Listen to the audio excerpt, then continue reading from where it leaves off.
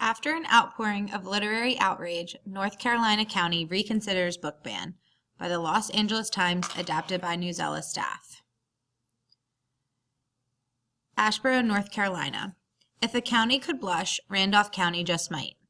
The school board in this largely rural North Carolina county, to the embarrassment of many residents, voted last week to ban Ralph Ellison's iconic novel of African American angst, Invisible Man.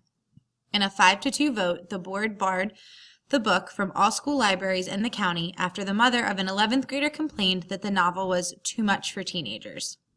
But confronted by an angry backlash and concerns that the ban had shamed the county, the board backed down. It scheduled a special meeting Wednesday in order to reconsider the book's status. That only seemed to stoke the ire of residents outraged that the board had brought negative attention to the county, about 85 miles northeast of Charlotte. The ban made national news, and the local newspaper was inundated with 168 reader comments, virtually all ridiculing the board's decision. We should be embarrassed. Retrograde and dim-witted, the Randolph County Board of Education has now offered itself as the laughingstock of the United States, one reader wrote to the Courier Tribune.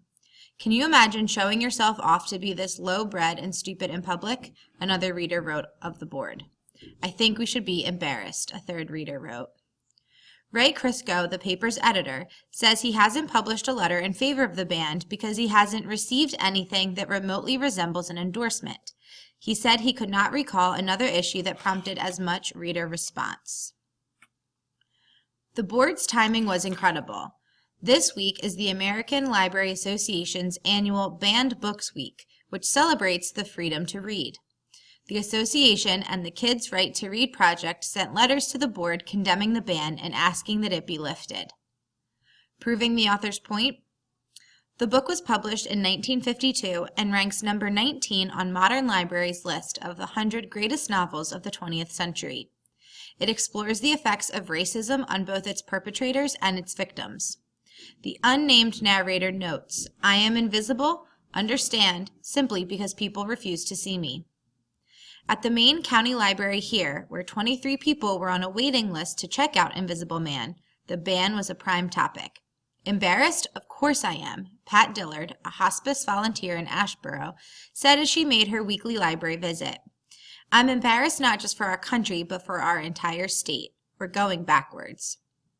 Shakima Steele, 15, an Asheboro 10th grader visiting the library, said of the ban, "That's just not right. That book is timeless. How can they ban it based on one person's complaint?"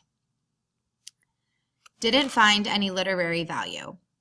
School board chairman Tommy McDonald, in a September 16th meeting, pronounced the book a hard read before voting to ban it, while board member Gary Mason said of the novel, "I didn't find any literary value."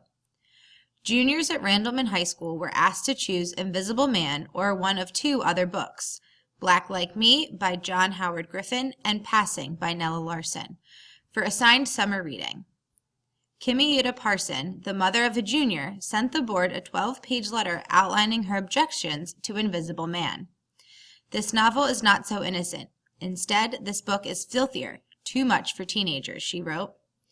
This book includes passages describing incest and rape, but several Courier Tribune readers pointed out that the Bible contains vivid references to murder, rape, adultery, and incest.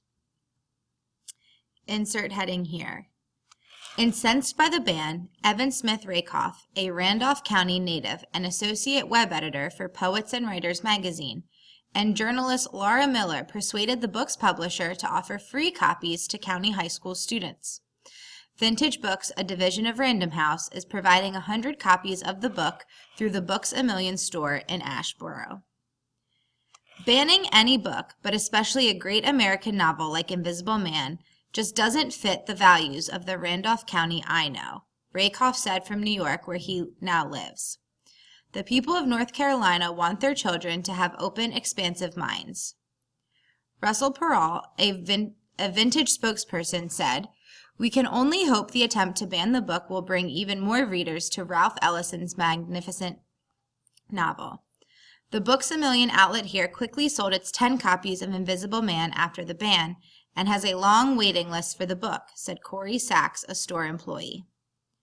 The Randolph County Public Library has ordered 4 more copies, along with 2 ebook copies and an audio version, said Ross A. Holt, the library director. Holt said no one had complained about The Invisible Man in his 30 years of the library. It's a modern classic, Holt said. It has been part of most high school and college curricula for very many years, and a highly respected mainstay in the collections of our nation's public libraries. Ian Fletcher, 30, a library computer specialist, said he was disturbed, though not surprised, by the board's actions. They might as well ban the dictionary, he said.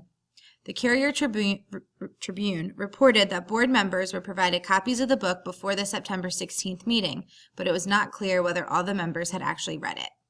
I doubt the entire board read the book before they decided to ban it, one reader wrote the newspaper.